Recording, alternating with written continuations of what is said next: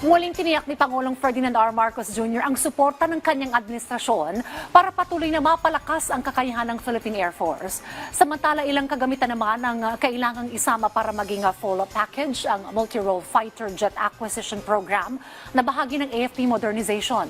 May report si Patrick De Jesus. Nais ni Defense Secretary Gibo Teodoro na maging full package ang multi-role fighter jet o MRF acquisition program para sa Philippine Air Force. Dapat anya nakasama rito ang airborne warning and control system aircraft at mid-air refueling platform para matiyak na magiging tunay na epektibo ang pagkakaroon ng MRF. A lot of countries have experienced the fact that they are realizing that they need AWACS, notwithstanding the fact that their satellite capability, it's not enough. We need tankers and we need sustainment. I know the expectations of our people, but it is my responsibility to make sure that each peso spent can be supported and justified.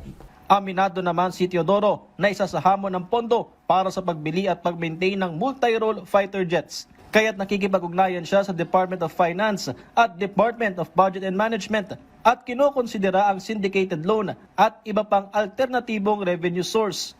Ako ready ako magdesisyon eh. Ang pagkukunan ng bayarin at yun ang pinag-uusapan namin, no?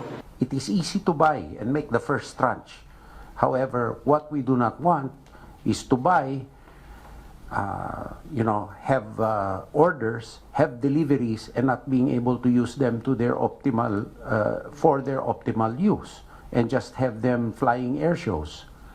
That we will not countenance. Noong nakaraang taon nang aprobahan ni Pangulong Ferdinand R. Marcos Jr. ang MRF Acquisition Program bilang bahagi ng nagpapatuloy na modernisasyon ng Philippine Air Force sa pagdiriwang ng ika-78 anibersaryo ng PAF na pinangunahan ng Pangulo.